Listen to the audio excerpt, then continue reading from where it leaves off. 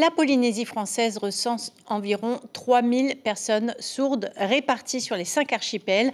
Avec son association Apa et Reonui, Vaea Cheval est devenue leur porte-parole et une ambassadrice exceptionnelle. Il y a 4 ans, elle a décidé de tout quitter pour rejoindre l'Hexagone et se former à la langue des signes.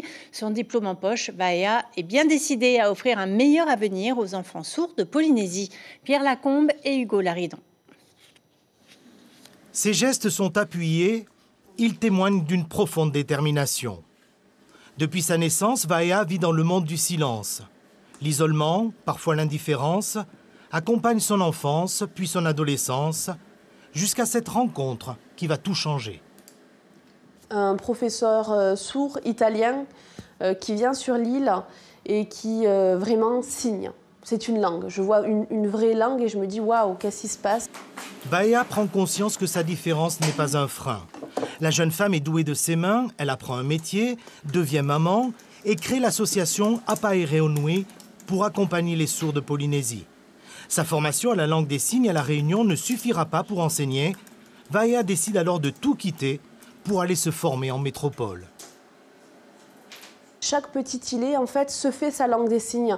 Donc moi, j'ai envie de faire un corpus, de réunir tout ça, de montrer ça et de faire comprendre qu'on est 3000 et qu'il y a un vrai besoin qui, je l'espère, fera réfléchir l'éducation nationale et qui permettra de créer du coup cet internat que je souhaite mettre en œuvre et ensuite mettre un patrimoine, parce que c'est une langue, c'est un patrimoine qui pourra être là pour les années à venir.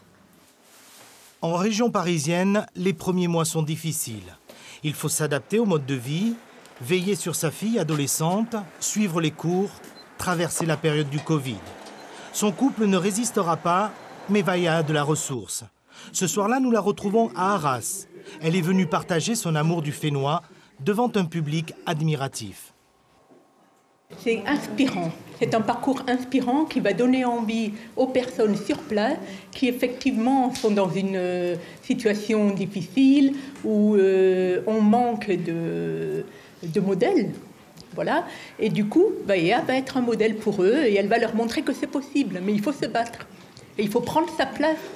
Je voudrais donner à chacun, arrêter cette image de pauvre sourd isolé qui ne sait rien faire, qui ne sait pas faire et qui amène la pitié. J'aimerais pouvoir les rassembler et faire quelque chose pour qu'on puisse être fier d'être polynésien parce que c'est accessible.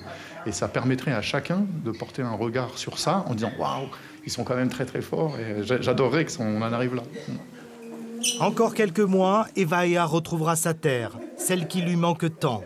Dans ses bagages, une licence. Elle lui permettra d'enseigner la langue des signes et de donner aux jeunes sourds de Polynésie l'espoir d'une vie meilleure. L'information en continu sur Polynésie la première, Internet et réseaux sociaux.